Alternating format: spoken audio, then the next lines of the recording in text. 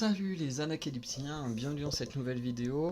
Aujourd'hui je vais vous parler de Fast and Furious 10, puisque j'ai vu le film hier au moment où j'enregistre. Donc vous aurez la vidéo, je pense, dans une petite semaine, un petit peu moins, parce qu'il y aura la vidéo d'Evil Dead qui sera sortie un peu avant.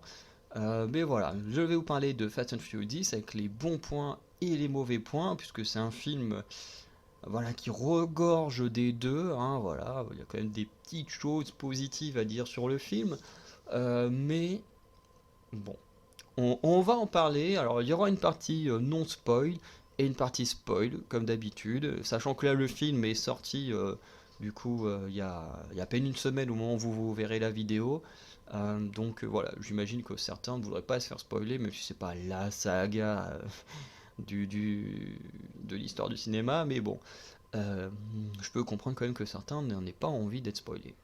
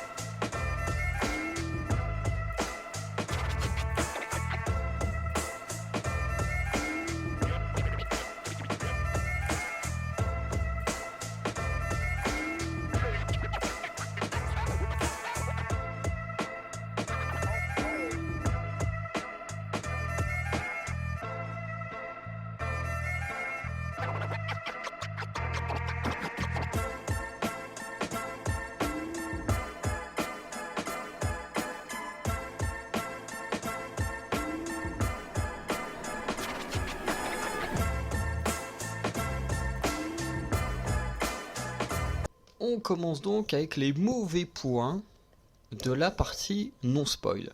Alors, vous voulez vous dire, c'est bizarre, enfin pour un truc comme ça, c'est à la fois évident, certains peuvent le prendre pour du spoil, ça l'est pas du tout, hein. On se doute bien qu'ils peuvent pas faire grand chose avec Brian depuis que Paul Walker est décédé, mais c'est vrai que on peut comme se demander où est Brian. Et j'ai vu la vidéo de Maxime, certains connaîtront peut-être, d'autres non. Donc c'est un gars qui parle de comics, de cinéma et principalement d'émissions télé françaises comme koh Pékin Express ou encore Top Chef. Bref. En tout cas, je suis d'accord avec lui qu'il y a un gros problème avec Brian, c'est qu'ils l'ont laissé en vie dans l'histoire. Le problème, c'est que Brian, ça a toujours été le mec un peu casse-cou, qui n'obéit jamais aux ordres, qui est prêt à tout pour sauver ses amis, sa famille et tout. Et là, on est quand même sur un gars qui essaye de buter toute la famille, qui quand même essaye de buter sa femme, et le mec il fait rien. Il est pas là, il fait rien. Alors vous allez me dire, oui, mais l'acteur, comme il est décédé, on peut rien faire. Bah oui, on peut rien faire, mais en attendant, ça crée une énorme incohérence sur le personnage. Même au début du film, vers le début, t'as la famille qui se réunit. T'as absolument tout le monde qui est là, à part Brian. T'as une chaise vide à côté de Mia. Encore une fois, tu te dis, pourquoi? Pourquoi vous avez pas tué Brian dans la saga? Parce que vous le gardez en vie, mais ça ne sert à rien parce que ça rend juste hyper incohérent le personnage de Brian. Alors, je peux comprendre que ça peut être difficile et tout, mais en fait, ça crée juste une grosse incohérence. Comme je disais, le personnage de Brian, c'est pas du genre de personnage à rester planqué, à, à ne laisser ses amis crever ou dans la merde. C'est pas du tout ça, le personnage de Brian. Et là, du coup, ça crée juste une putain d'incohérence entre le personnage de Brian et le fait qu'ils aient pas décidé de tuer le personnage dans la saga. Et du coup, bah, c'est vraiment un mauvais point parce que, voilà, pour moi, ils auraient dû se débarrasser du personnage de Brian et ça ne rendrait pas sa non-présence incohérente dans l'histoire. Le deuxième point négatif, c'est que on n'a aucune émotion quand on regarde ce film. J'ai parlé d'Evil Dead il y a pas longtemps. C'est un film qui fait quand même véhiculer des émotions. On ressent de la tension. La nuit, quand tu regardes ça juste avant d'aller te coucher, t'es pas à l'aise parce que tu vois le putain de démon dans ta tête pendant que t'essayes de dormir. Un peu plus tôt, le film dernier qu'on a vu, c'était Les Gardiens de la Galaxie. Pareil, Les Gardiens de la Galaxie, tu le regardes. Moi, j'ai pleuré au moins 3 4 fois devant ce film. Et en plus, je l'ai vu plusieurs fois. À chaque fois, j'ai pleuré au même moment. Enfin bref, c'est un film qui est fou. Là, Fast and Furious, j'ai pas rigolé, j'ai pas pleuré. J'ai passé un bon moment, hein. Je vous le dis, j'ai passé un bon moment. Mais alors, zéro émotion. Et vous allez me dire, oui, mais peut-être que c'est toi qui es comme ça. Non, toute la salle au cinéma était comme ça. Personne n'a pleuré. Alors vous vous direz pourquoi vous avez pleuré. Pour ceux qui ont déjà vu le film ou qui iront jusqu'à la partie spoil, vous comprendrez. Mais au bout d'un moment, il n'y a rien d'émouvant. Euh, Au niveau des blagues, il y a plein de blagues forcées. Comme avant, il y a toujours eu beaucoup de blagues hein, dans Fast and Furious. Mais alors là, ils continuent à en faire des tonnes, notamment avec Roman Pierce ou avec le méchant. Avec le méchant, ça fonctionne. Il y a un moment, ça m'a quand même fait sourire. Mais à part ça, à zéro moment on rigole. Vraiment, la salle de cinéma dans laquelle j'étais est restée totalement calme. Et c'était le silence complet. Le film il dure plus de 2 heures. Ça a été le calme complet. Personne n'a rigolé. Alors qu'à côté de ça, dans la même ville, dans le même cinéma, avec techniquement un public différent, hein, c'est pas exactement les mêmes personnes qui étaient là, mais avec les Gardiens de la Galaxie. Premier visionnage que j'ai fait, sur les autres visionnages ça rigolait un peu moins souvent. Premier visionnage que j'ai fait, à chaque blague, les gens rigolaient. Toute la salle rigolait à chacune des blagues. Bon, après, au deuxième, troisième visionnage, les gens continuaient de rigoler, mais à beaucoup moins de blagues, mais il y avait quand même des rires. Là, vraiment, il y a eu que dalle. Personne n'a rigolé. Il y a même une personne qui s'est permis de sortir. Alors je sais pas ce qu'elle est partie faire, peut-être aller aux toilettes ou je ne sais quoi. Il y a quand même une personne qui est sortie de la salle, qui en avait rien à foutre de rater un moment. Et c'est pour dire à quel point, bah, Fast and Furious, ok, c'est cool. On se moque plus du film qu'autre chose, hein, parce que c'est pas de la qualité. Mais on voit que qu'en fait tout le monde en a un peu rien à foutre, tout le monde y va parce que c'est un film que tu regardes, tu enlèves ta tête, enfin ton cerveau de ta tête et puis t'es juste là, tu dis oh, ok c'est juste ultra abusé et puis voilà. C'est Fast and Furious, c'est ça, les gens n'ont plus rien à foutre hein, de ce que ça devient parce que bon, encore une fois, personne n'a vécu d'émotion dans ma salle de cinéma. Je sais pas quand c'était dans les autres, hein, je peux pas dire, mais dans celle où j'étais déjà la salle était pas pleine. Alors, on était quand même le lendemain de la sortie du film, parce que j'ai été le voir le jeudi soir. Non, vendredi soir, donc 2 jours après, j'étais voir vendredi soir. Euh, la salle était à moitié remplie. Je m'attendais à ce qu'il y ait beaucoup plus de monde. La salle était à moitié remplie. Contrairement à d'autres films que j'ai vus récemment où les salles étaient vraiment pleines de chez pleines. Là, elle était qu'à moitié remplie. Donc ça fait un peu mal. Et en plus, bah, personne n'a rigolé, personne n'a pleuré, tout le monde en avait un peu rien à foutre, quoi. Bref, tout le monde était juste là pour voir la catastrophe, hein, parce qu'on se doutait que ça allait être un peu une catastrophe. Troisième point négatif, le scénario, hein, voilà, c'est Fast and Furious, hein, les scénarios c'est toujours un peu débile, hein. Surtout que là, c'est juste le méchant qui traque les gentils, pendant tout le film. Et puis voilà, hein, globalement c'est ça. Chacun essaye de survivre comme il peut. Euh, mais voilà, c'est le super méchant, hein, parce que le mec est globalement tout seul. Il arrive à faire des trucs incroyables qui est totalement impossible. Mais voilà, à lui tout seul, il met à mal la famille. Puis voilà, il veut juste faire souffrir tout le monde. Bref, il n'y a pas vraiment de scénario. C'est juste un mec qui veut se venger. Enfin bref, c'est comme si tu regardais John Wick, mais dans Fast and Furious, quoi. Voilà, c'est le mec, t'as fait du mal à ma famille, bah je vais faire du mal à la tienne. Et moi, je vais essayer de tuer tout le monde, contrairement à toi. Voilà, globalement, c'est ça. Euh, Bref, scénario totalement vide, hein. En même temps, c'est Fast and Furious, hein. Est-ce qu'on s'attend à un scénario dingue, hein, comme je disais avec les films d'horreur, est-ce qu'on s'attend à des scénarios dingues? Bah, quand on va voir Fast and Furious, absolument pas. Tout ce qu'on veut voir quand on regarde Fast and Furious, c'est des scènes d'action complètement pétées, exagérées. C'est regarder Vin Diesel avec ses dialogues complètement pétés, qui sont complètement ridicules, mais qui font marrer tout le monde. Bref, quand on regarde Fast and Furious, on regarde ça comme un film de série B, et en tant que film de série B, ça fonctionne très très bien. Mais bon, vous verrez qu'il y a quand même des choses positives à dire, hein, mais waouh, le scénario est complètement vide. Et le dernier point négatif, c'est que je ne supporte plus les personnages de Roman Pierce et de Letty. Oh, ils sont absolument insupportables. Insupportables.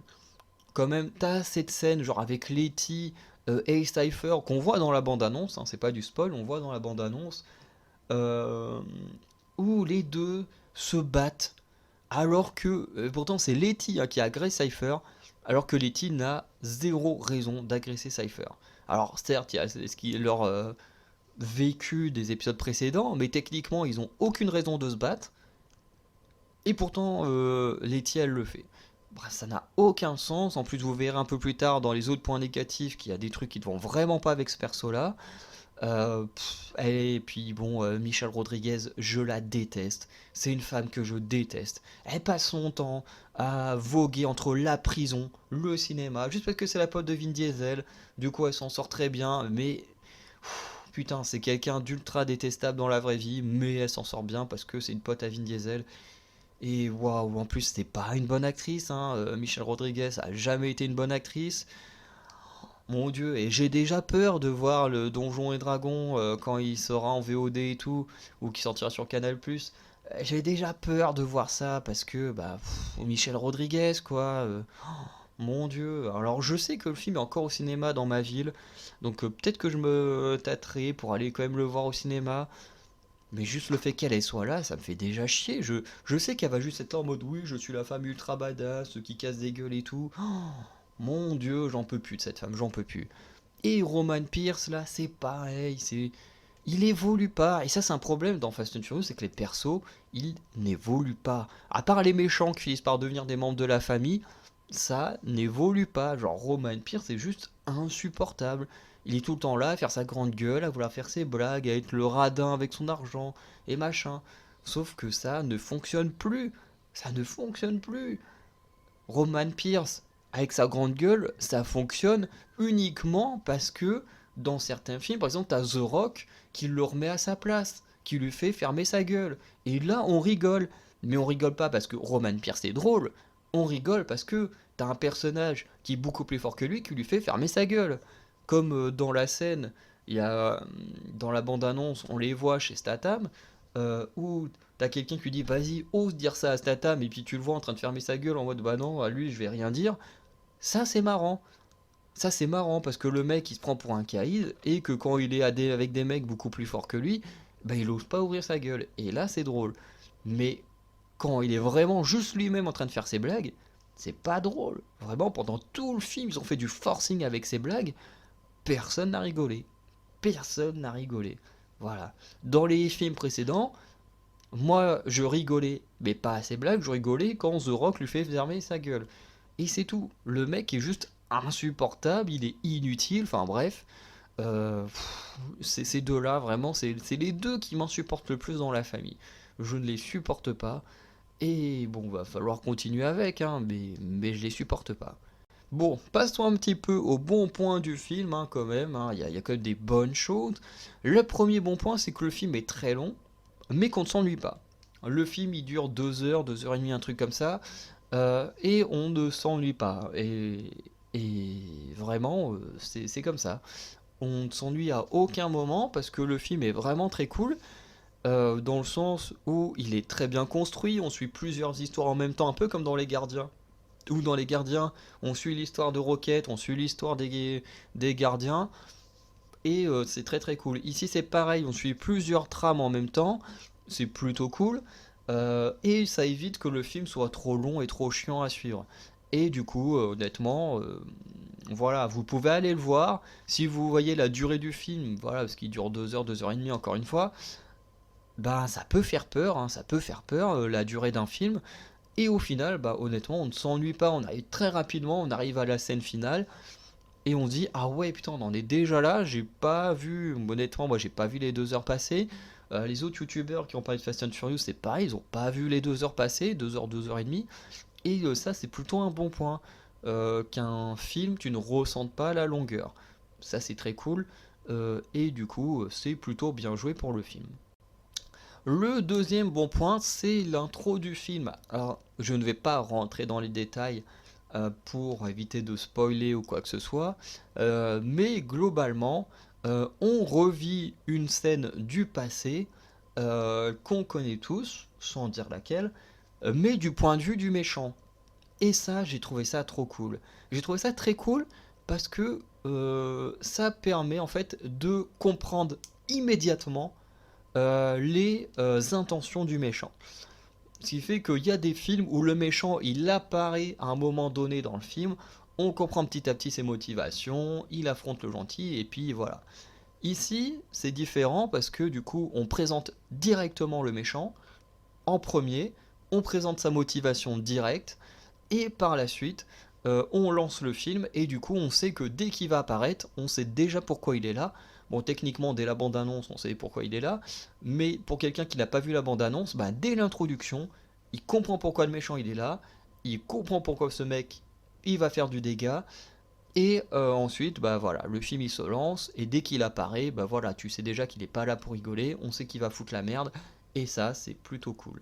Un autre bon point, c'est la façon de filmer les scènes d'action. Alors, ce qui peut être un bon point et un mauvais point, parce qu'il y a certains cadres qui sont pas terribles, qui bougent un peu trop et qui sont pas hyper beaux, mais dans la globalité, les scènes d'action sont plutôt cool. Voilà, on a les caméras portées sur les véhicules, voilà, qui fait qu'on peut suivre l'action et la sensation de vitesse. Donc ça, je pense que c'est ce qui est fait pour un peu la 4DX, hein, qui peut donner cette petite sensation-là aux gens. Et il y a aussi, euh, en plus de ça, qu'est-ce que je voulais dire? Euh, ah putain, les plans en drone, voilà, fou putain, j'ai eu du mal. Mais pas des plans en drone fixes comme on peut avoir dans certains films, des plans en drone là qui suivent l'action, qui suivent parfois les véhicules et tout, et c'est plutôt stylé. Bon, il y a pas mal de petits ralentis aussi, mais qui sont pas autant abusés que dans les films de Snyder. Donc franchement, non, les scènes d'action sont très bien filmées, j'ai trouvé ça très cool. Même enfin les scènes d'action où ils se battent juste comme ça, c'est plutôt cool. Des fois, tu sens même l'intensité des coups et tout. Donc, j'ai trouvé honnêtement que c'était vraiment très très bien fait. Le dernier bon point, alors, faut prendre mes mots avec, avec des guillemets, voilà, parce que le film est moins abusé que le précédent notamment. Voilà. Et quand je dis moins abusé, voilà, encore une fois, il faut mettre des très grosses guillemets, quoi. Parce qu'on n'est pas comme dans Fast and Furious 6, où les mecs, ils arrivent à en faire atterrir un avion. On n'est pas dans le 9 où ils roulent dans l'espace. N'importe quoi. On n'est pas dans un combat face à un char ou dans un combat face à un putain de sous-marin. Bref, là c'est un peu moins abusé. Alors il y a quand même cette scène qu'on voit dans la bande-annonce où Vin Diesel arrive à se débarrasser de 2 hélicoptères. C'est méga abusé, mais bon. C'est pas autant. Bon, quand il dévale pareil, on voit dans la bande-annonce, on le voit dévaler le barrage. Bon, c'est un peu abusé aussi, mais c'est pas autant que pouvoir rouler dans l'espace, hein. Ouais, c'est pas autant que d'affronter un char, même si la scène avec le char, moi j'aime beaucoup. Mais bon, c'est voilà, il y a des scènes qui sont un peu abusées quand même, mais on n'en est pas au point de Fast and Furious 9 qui était quand même méga abusé. Là, on est quand même, on dit quand même ça va, c'est un peu abusé, mais ça passe, quand même ça passe. C'est pas autant que d'autres films de la saga. Mais bon, voilà, quand même des trucs un petit peu.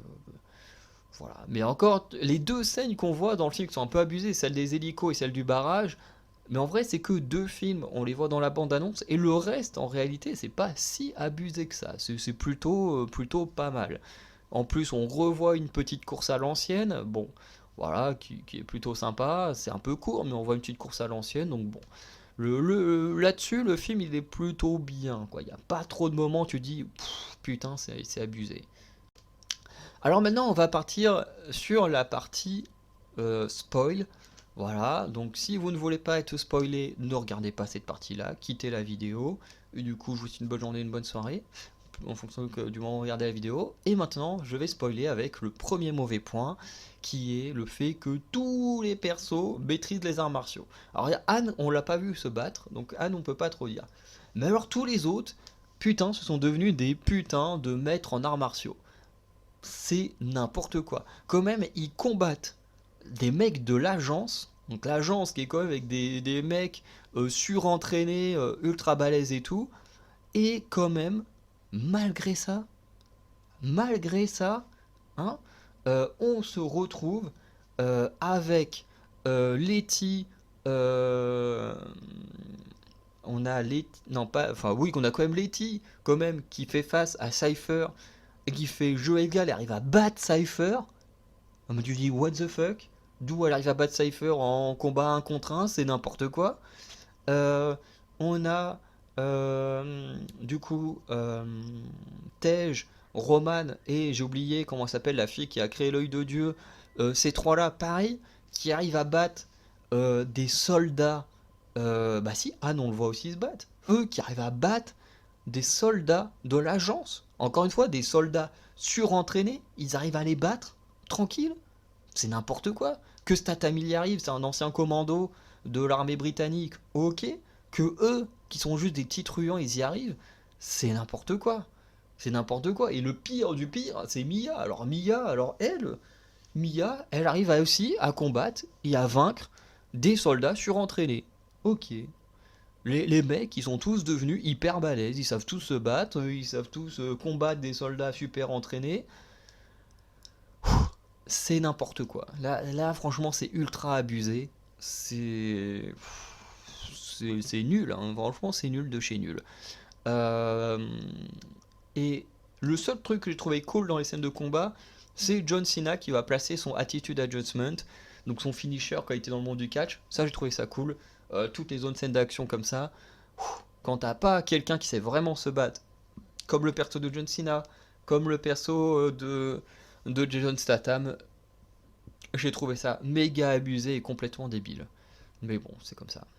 Autre point négatif, personne ne meurt réellement. Et ça, c'est insupportable. Je ne dirai pas tout de suite qui, mais on a un perso qui revient à la vie, qui en plus revient à la vie, et qui est allié à Cypher. Quand même, Cypher qui a tenté à plusieurs reprises de tuer la famille, hein, en s'alliant à John Cena. D'abord en attaquant la famille, puis ensuite en s'alliant à John Cena, quand John Cena était méchant. Et là, t'as quand même un perso qui à la base fait partie de la famille, qui revient à la vie, et qui était allié à Cypher. Tu dis, what the fuck? Ça n'a aucun sens. Je veux dire, l'autre, si elle apprenait qu'on avait essayé de buter ses amis, elle ne serait pas alliée à Cypher. Enfin, je vous dis, mais what the fuck? C'est n'importe quoi. Et ça commence à devenir insupportable dans Fast and Furious, et qui revient au fait que les gens n'ont pas eu d'émotion pendant le film, n'ont pas pleuré, c'est que, bah, comme personne ne meurt réellement, sur le point suivant, vous allez voir, on en a rien à foutre. Mais là, tu dis, ok, on a Han qui est censé être mort, qui est revenu à la vie, on a un autre personnage qui est censé être mort, qui revient à la vie, tu dis, putain, mais tous ceux qui meurent, ils reviennent à la vie, c'est quoi ça? Putain, je veux dire, quand t'es dans un film où il y a de la magie, où il y a quoi que ce soit, tu dis à la limite, ça peut passer. Ça peut passer. Mais alors là, dans un film réaliste, hein, je mets des grandes guillemets, mais censé être réaliste, où t'as pas de magie, t'as pas de sorcellerie, t'as pas de voyage dans le temps, t'as pas de tous ces trucs-là, que les gens ils reviennent à la vie, mais non, non, c'est pas possible. Faut arrêter avec ça. Et le point suivant, c'est qu'on n'est pas impacté par les pseudomorts des personnages. Parce que dans ce film, on a 5 persos qui sont censés mourir. On a John Cena. Bon, alors là, John Cena, s'il est encore en vie, alors là, c'est vraiment du foutage de gueule. Parce que quand même, le mec, il se sacrifie. Alors, il a une voiture avec plein de missiles sur sa voiture. Pour sauver Vin Diesel et son neveu, il décide de se sacrifier en projetant sa voiture sur plusieurs voitures qui poursuivaient celle de Vin Diesel. Du coup, t'as sa voiture qui explose avec toutes celles qui sont autour. Alors là, si John Cena il est encore en vie, faudra qu'on nous explique, hein. Mais en attendant, Han, c'est pareil, le mec il est mort dans sa voiture qui a explosé, alors qu'il était dans sa voiture quand elle a explosé. Le mec, finalement, il n'a jamais été dans la voiture. Enfin, waouh. Bref, c'est n'importe quoi. John Cena, personne n'a pleuré, tout le monde s'en battait les couilles. Voilà, le mec il est méchant, là il revient vite fait en gentil, mais on n'a pas le temps de s'attacher à lui, on n'a pas le temps de s'attacher à lui. Voilà, et puis comme on sait que de toute façon les morts ils reviennent tous à la vie, voilà, pourquoi pleurer pour un mec qui peut revenir à la vie même si même s'il est explosé dans sa voiture, hein. Encore une fois, Han, il a explosé dans sa voiture, mais il est encore là, donc bon, voilà. Ensuite, on a euh, les quatre autres là dans l'avion. T'as Han qui meurt pour la deuxième fois, hein, c'est trop cool. Han, Tej, Roman et encore une fois l'actrice jouée par Nathalie Emmanuel là, qui a créé l'œil de Dieu. Là, j'ai vraiment oublié son nom dans la série. Qui pareil, ils sont dans un avion. L'avion il se crash. On le voit exploser au loin. Pareil, à zéro moment, on croit en la mort de ces quatre-là. Personne n'y croit. Personne n'y croit. Encore une fois, on a plusieurs persos qui sont censés être morts qui sont revenus à la vie. Donc pourquoi est-ce qu'on devrait croire à la mort de ces persos-là? Je veux dire, à zéro moment, quelqu'un y croit.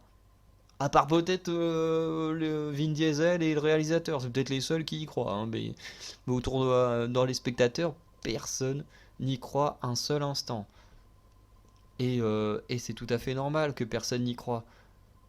Donc voilà quoi, juste pas dingue. Euh, et honnêtement, voilà, avec Fast and Furious, je pense qu'on sera jamais impacté par les morts.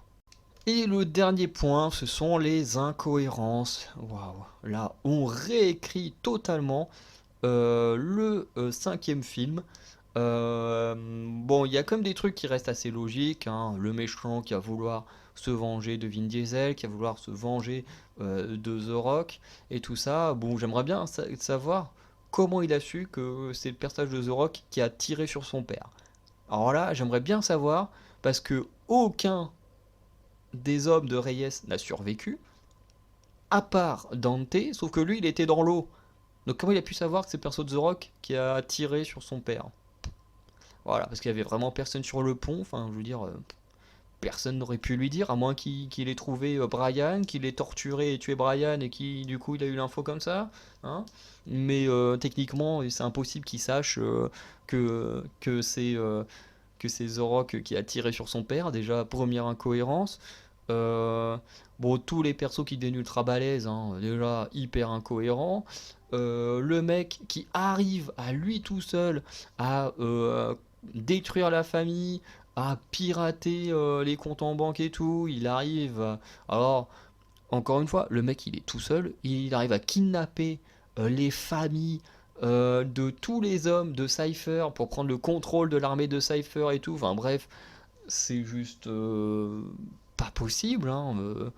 C'est n'importe quoi. Le mec a réussi à se renseigner sur eux. Il a un niveau de hacking encore plus élevé que celle qui a créé l'œil de Dieu. Enfin bref, le mec il est juste méga cheaté. À la base, c'est juste le fils psychopathe d'un baron de la drogue et tout ça.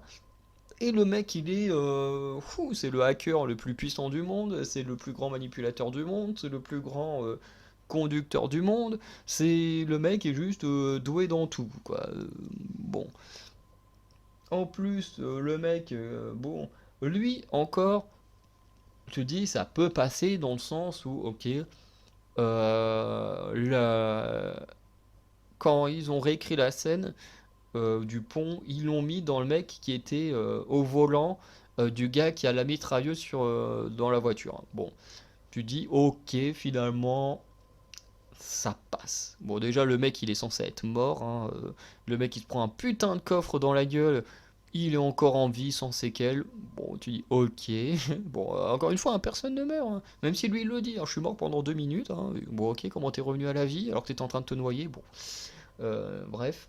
Il y a rien qui va. La descente du barrage, tu dis, mais qui peut descendre c'est totalement impossible, c'est totalement impossible, hein. Une voiture peut pas rouler sur une pente aussi, aussi, je sais pas comment expliquer, hein, mais c'est quasiment un truc plat, hein, tu peux pas rouler dessus, quoi. Bref, la voiture, dans la technique, quoi, devrait partir en tonneau ou partir direct au sol, mais pas rouler dessus. Enfin, bref, il y a trop de choses qui ne vont pas dans ce film. Et pour moi, le pire du pire dedans, euh, c'est euh, c'est l'histoire de Han. Parce que l'histoire de Han, c'est que le mec est amoureux de Gal Gadot. Bon, voilà. Il est amoureux de Gal Gadot, donc de Gisèle. Voilà, tous les deux, ils veulent voyager ensemble après avoir braqué le coffre. Il mentionne un moment le fait de vouloir aller à Tokyo, mais finalement, ils y vont pas vraiment. Ou si, peut-être qu'ils y vont, je sais plus, parce qu'ils sont dans un pays asiatique à un moment, mais on sait plus trop lequel, enfin, je sais plus trop lequel. Euh, mais je crois pas que ce soit Tokyo parce que justement dans le film avec Luke Evans, Giselle meurt à la fin du film et du coup Han décide d'aller à Tokyo parce que c'était leur rêve à tous les deux d'aller à Tokyo.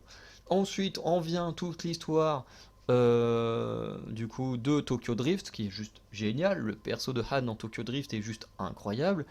Euh, et du coup, là, on ramène Gisèle à la vie. Putain, Gisèle est encore en vie. Elle arrive avec un putain de sous-marin. Et tu te dis, c'est hyper incohérent, quoi. Cypher a tenté de tuer la famille. Cypher s'est allié ensuite à John Cena pour essayer de tuer la famille. En plus, avec Han, qui était de retour, donc son copain. Et là, la meuf, elle revient avec un putain de sous-marin. Déjà, tu dis, où tu l'as trouvé ton sous-marin?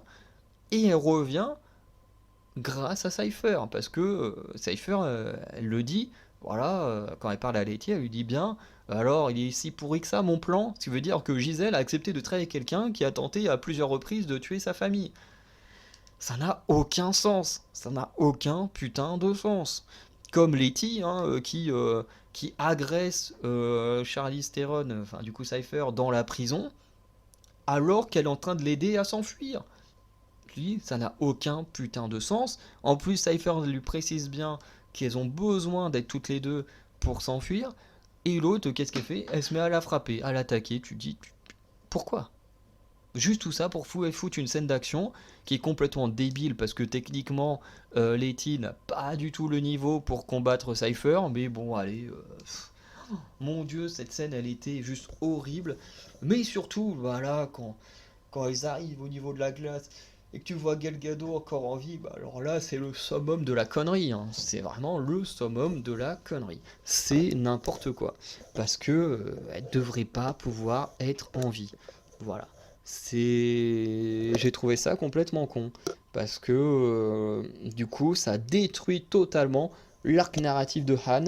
Parce que bah, toute cette histoire du gars qui décide de partir au Japon, tout ça c'est à cause de la mort de Gisèle, tout ce qui vit au Japon c'est parce qu'elle est morte, et tout ça. Et bah là, le fait qu'elle soit finalement encore en vie, qu'en plus elle ait laissé souffrir parce qu'elle a jamais dit qu'elle était encore en vie, bah déjà, un, c'est complètement débile. Et de deux, bah, ça détruit tout l'arc narratif de Han. Bon, déjà, le fait qu'il revenait à la vie, ça détruisait déjà pas mal de choses. Mais alors là, on détruit encore plus le personnage. Et ça m'énerve parce que c'est un perso qui était hyper cool dans Tokyo Drift. Et dont bah, on a absolument tout détruit avec bah, Fast and Furious 9 et 10. Et ça m'énerve. Bref, laissons passer l'énervement et passons au point positif de la partie spoil. Donc il y a le casting qui est vraiment cool. Le casting est plutôt sympa. On a Daniela Melchior qui est vraiment très très cool. Donc qui joue la sœur de Elena, je veux dire Elena Reyes, non, de Elena, je sais plus son nom de famille, du coup, qui était la flic avec qui Dom a eu un enfant. Bon, tu dis quand même gros hasard, hein, le mec, il tombe sur une fille à Rio, comme par hasard, c'est la sœur de son ex. Hyper hasard, hein. Bon, ça c'est ultra abusé, c'est n'importe quoi, mais bon, c'est comme ça. Euh, et du coup, qu'est-ce que je voulais dire? Du coup, oui, Daniela Melchior, j'aime beaucoup cette actrice. Elle est un peu en train de faire ses débuts dans le gros cinéma et tout, mais je l'aime bien. Dans Les Gardiens de la Galaxie, elle joue Oura. Elle est vraiment cool. Elle a une petite scène et tout, mais je la trouve vraiment cool. Elle joue très bien. Là, elle joue un rôle totalement opposé de Oura en jouant. Alors, j'ai oublié le nom de son personnage, mais elle est très très cool. Franchement, j'aime beaucoup cette actrice, hein. J'espère qu'elle reviendra et qu'un jour elle aura des rôles plus importants parce qu'elle est vraiment douée, hein. Elle est vraiment douée et j'espère du coup qu'elle évoluera pas mal dans le monde du cinéma. On peut noter le méchant, la Ems, qui est plutôt sympa. Franchement, je l'ai bien aimé. Il est pas non plus incroyable, mais je l'ai trouvé vraiment sympa parmi ces nouveaux persos. Bon, on a Brie Larson, hein. Brie Larson hors Captain Marvel, c'est une actrice que j'aime beaucoup et qui là fonctionne bien. Euh, Elle est vraiment stylée, en même temps c'est Brie Larson, donc voilà. Bon, même si elle est un peu galère avec ses histoires de féminisme et qu'elle casse les couilles un peu à tout le monde, en tant qu'actrice elle est géniale. Et dans ce film je l'ai trouvé plutôt cool. Voilà. Elle transcende pas non plus le film, mais Brie Larson est plutôt cool dedans. On sait très bien qu'elle reviendra dans les suivants, et j'ai assez hâte de la revoir parce que voilà, c'est Brie Larson. Et Jason Momoa est vraiment très cool et on va en parler tout de suite dans le point suivant. Parce qu'effectivement, même si certains n'ont pas aimé ce méchant, moi je l'ai trouvé plutôt cool. Franchement, j'ai bien aimé. Il y a son plan qui est assez cool, dans le sens où il est pas comme les autres, où les autres veulent absolument se débarrasser de Dom, de sa famille, tout ça. Lui, il est dans un objectif différent, c'est qu'il veut les faire souffrir. Son père l'a élevé dans une seule règle, c'est on ne doit pas tuer nos ennemis directement, il faut les faire souffrir. C'est la règle des Reyes. Et notamment, si Jason Momoa va s'attaquer à Cypher, du coup, c'est notamment parce que Cypher veut tuer Dom et sa famille, alors que lui, il veut d'abord les faire souffrir, il veut faire souffrir Dom avant de le tuer. Et du coup, c'est pour ça que il décide de s'en prendre à elle et de lui voler son armée à la base de la tuer. Bon, sauf que bah, malheureusement, les hommes de Cypher sont pas suffisamment doués pour réussir à la tuer. Euh, Qu'est-ce que je peux dire d'autre? Du coup, oui, tout son plan va se baser sur le fait de faire souffrir Dom. Voilà, d'abord en s'attaquant à ses amis, en voulant s'attaquer à son fils et tout ça. Enfin bref, à tous ceux à qui il tient. Voilà, il va même tuer d'autres personnes, pas forcément de la famille, mais qui sont quand même des potes de Dom. Enfin bref, il va s'attaquer à tout le monde.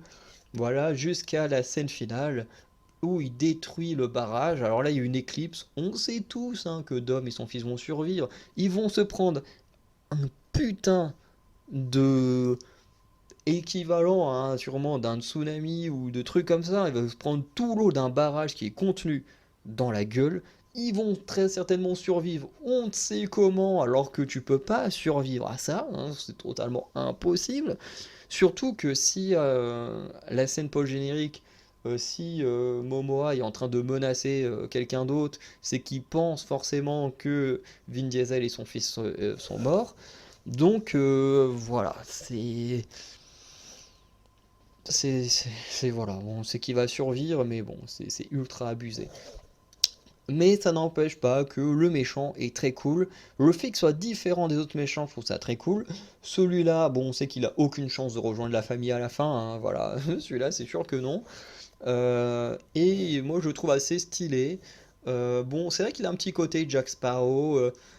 J'avais vu quelqu'un dire qu'il avait un mélange entre le Joker et Jack Sparrow. Alors, le Joker, je trouve pas du tout. Le côté Jack Sparrow, oui, par moment, on le retrouve un petit peu. Euh, Et c'est vrai que c'est juste un mec qui est totalement cinglé, totalement psychopathe, qui s'éclate en fait. Comme il dit, lui, il est là pour punir le monde, et ça l'éclate, il s'amuse. Et je trouve ça bien de changer un peu de registre de méchants, plutôt qu'avoir tout le temps les méchants hyper sérieux, machin. Là, du coup, on passe sur du méchant plus badass, plus léger, mais pas léger en mode je suis un comique, mais c'est vraiment juste le gars qui s'éclate à tuer des gens. Voilà. Il fait souffrir des gens et ça l'éclate. Et moi, je trouve ça plutôt cool. Excusez-moi. Mais du coup, moi, j'aime beaucoup le personnage de Dante. C'est pas mon méchant préféré, mon méchant préféré reste celui de Luke Evans.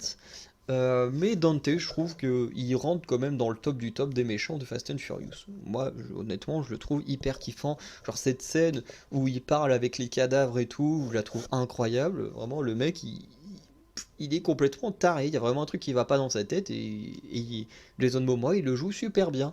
Bon, et ce qui est cool, c'est que c'est pas une brute. Dans le sens où tu le vois pas se battre. Enfin, il a une petite scène avec Vin Diesel, mais il se bat pas. Il est en mode, moi j'ai pas envie de me battre. Et je trouve ça cool parce que j'en avais marre que Jason Momoa joue tout le temps les grosses brutes et tout. Là, non, c'est juste un mec hyper vicieux, hyper malin, hyper calculateur, hyper froid, mais en même temps hyper joyeux. C'est bizarre. Et je trouve que même si Fast and Furious c'est pas les meilleurs films. Du coup, ouais, comme je disais, même si Fast and Furious c'est pas une des plus grandes sagas, eh ben, ça reste peut-être un de mes rôles, un de mon rôle préféré de Jason Momoa parce qu'il fait vraiment quelque chose de différent de d'habitude. Et ça, je trouve ça vraiment génial. Ensuite, un autre bon point pour moi, c'est Charlize Theron. Je l'ai trouvé assez cool. On la voit pas beaucoup, mais elle a un putain de charisme. Charlize Theron, c'est incroyable. Dans ce film, à chaque fois que je l'ai vue, j'étais hypnotisé, elle est juste incroyable. Et c'est pour ça que la scène où elle se bat avec Letty, elle est juste pas logique. Elle est pas logique, il n'y a rien qui va. Surtout qu'encore, si, imaginons que Letty serait tombée sur Cypher à ce moment-là. Elle se rend compte à ce moment-là, elle se bat, tu dis bon ok, Cypher les a fait souffrir et tout.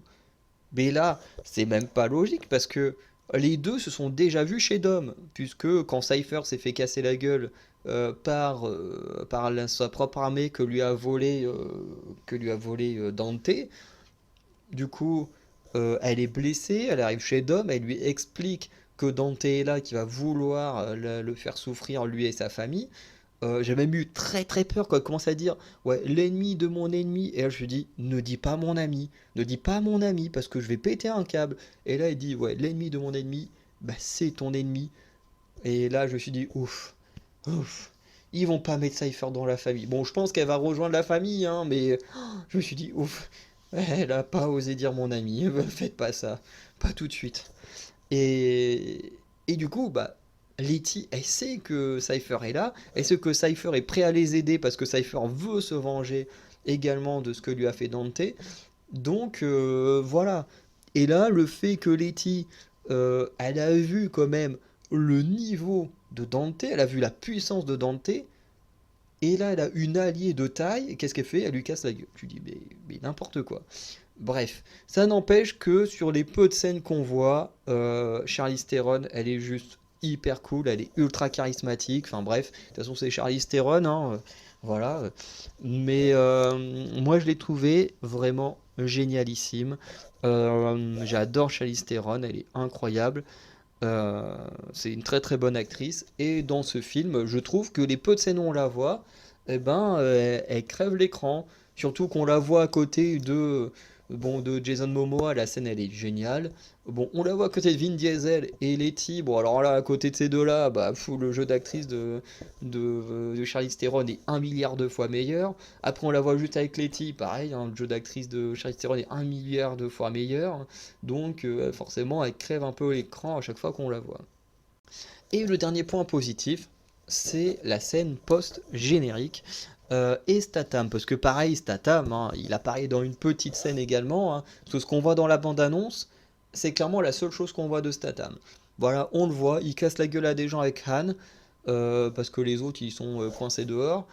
Ensuite, t'as Ramsey, voilà, depuis le début de la vidéo, j'ai oublié son nom, Ramsey qui va pirater un petit peu des trucs sur internet et il va voir que en gros, en plus de vouloir détruire la famille de Dom, Dante se lance aussi dans la quête de faire souffrir tous ceux qui ont aidé Dom au moins une fois. Et alors là, pareil, il y a une incohérence parce que dans la liste des gens qui ont des primes sur leur tête, on a les amis et la famille de Dom, et on a la mère de Statham. Alors là, vous me direz, bah, elle est où l'incohérence? L'incohérence, c'est pas qu'il y ait la mère de Statham dans la liste, c'est qu'il n'y ait pas Statham et Luke Evans. Bah oui, parce que Luke Evans, bien qu'il ait combattu la famille, il les a aidés à sauver l'enfant de Dom de Cypher. Pareil pour Statham, il a aidé également à sauver l'enfant de Dom. Donc l'incohérence, elle est dans le fait qu'on voit la mère. Oui, la mère, elle a aidé Vin Diesel, mais du coup, les frères Shaw ont également aidé Vin Diesel. Alors pourquoi ils ne sont pas dans cette liste? Parce que clairement, ils devraient tous les deux être dans la liste. Si Dante veut aider tous ceux qui ont aidé au moins une fois Dom dans sa vie, eh ben les deux frères devraient être dans la liste. C'est de la pure logique. Bref. En tout cas, ils y sont pas, mais Statham est dans le film, et quand il voit que sa mère est dans la liste, il décide de prendre des armes et de se casser pour aller sauver sa mère. Ensuite, dans la scène post-générique, pareil, on voit The Rock qui est en mission commando. Alors, on le voit pas tout de suite, c'est juste à la fin, il retire sa cagoule et puis il écrase son téléphone. Euh, et du coup, il reçoit un appel de Dante. Comme je disais, Dante, s'il appelle The Rock, c'est qu'il est quasiment sûr que Vin Diesel est mort, même si on sait tous que Vin Diesel n'est pas mort, ni son fils, ni tous les autres qui sont censés être morts. Hein, voilà. Et il appelle en disant voilà, Vin Diesel il conduisait la voiture, mais c'est toi qui as tiré les balles sur mon père. Encore une fois, grosse incohérence puisque personne ne peut savoir à part Vin Diesel et Brian et Dom. Dom Vin Diesel, c'est la même personne. Personne à part Dom, Brian et Hobbs, personne ne peut savoir qui a tiré sur le père. Mais le mec, tu ne sais d'où, il arrive quand même à le savoir. Et il décide du coup qu'il va aller s'attaquer à Hobbs et ses proches. Encore une fois, s'il fait le même système que pour Dom, il devrait également vouloir attaquer la sœur de Shaw. Mais bon, en plus on sait, ça ce serait intéressant de savoir si finalement ils sont vraiment mis en couple, Hobbs et la sœur de Shaw. Parce qu'en plus j'aime beaucoup Vanessa Kirby, donc j'espère qu'elle va revenir dans les prochains. Voilà. Mais déjà, le fait de revoir Statham et The Rock, tous les deux qui pendant un temps avaient été blacklistés de Fast and Furious, c'est plutôt cool de les revoir pour le final. Ça veut dire qu'ils ont été capables de mettre de l'eau dans leur vin parce que Vin Diesel avait pas du tout aimé le fait que bah, la saga remonte dans les chiffres grâce à The Rock et non grâce à lui. Il y a eu une grosse histoire de jalousie. En plus, après, avec Hobbs and Shaw, le fait que Statham défende l'honneur de The Rock, ça n'avait pas plu non plus. Bon, au final, les deux hommes, voilà, reviennent dans Fast and Furious, du coup, la saga de base, donc ça tend à montrer que finalement, voilà, avec les 3-4 années qui sont passées, voilà, l'eau a coulé sous les ponts et les deux sont plutôt capables de, voilà, de passer outre tout ce qui s'est passé. Et ça, je trouve ça plutôt sympa pour essayer de conclure au mieux la saga. Et ce qui est plutôt intéressant, c'est de se demander quel sera l'avenir de Fast and Furious, puisqu'on sait que à la base, Fast and Furious 10 devait être une fin en deux parties, donc Fast and Furious 10 et 11, et Vin Diesel a annoncé que finalement ce sera une fin en trois parties, donc Fast and Furious 10, 11, 12. Le truc, c'est que là, tout le monde est censé être mort. Voilà, Anne, là, le Quatuor qui était dans l'avion sont censés être morts. Bon, on a Letty, Cypher et Gal Gadot qui sont ensemble. John Cena est censé être mort. Comment il s'appelle? Vin Diesel et son fils, techniquement, tu te prends l'eau d'un putain de barrage dans la gueule, t'es censé être mort. Bref, euh, tout le monde est censé être mort. Tout ce qu'on sait, c'est que Letty et Giselle et Cypher sont en vie, mais dans l'Antarctique, et qui techniquement ne savent pas ce qui s'est passé au Brésil. De l'autre côté, on a Jason Statham qui va s'attaquer aux mercenaires payés par Jason Momoa pour sauver au moins sa mère. Donc j'aimerais beaucoup que Luke Evans y revienne aussi, parce que techniquement il a aidé Dom, donc techniquement il devrait être une cible aussi. Et on a du coup The Rock qui va également, du coup Hobbs, qui va également entrer en jeu contre les mercenaires et contre également Dante. En sachant que dans la logique des choses, Dante devrait vouloir faire souffrir Hobbs avant de le tuer, puisqu'il veut également le tuer. Donc dans la logique, il devrait vouloir le faire souffrir, et pour faire souffrir Hobbs, bah, s'il veut faire souffrir la famille de Hobbs, bah, faudrait qu'il essaye de tuer sa fille, faudrait qu'il essaye de tuer la sœur de Deckard Shaw, donc de Statham.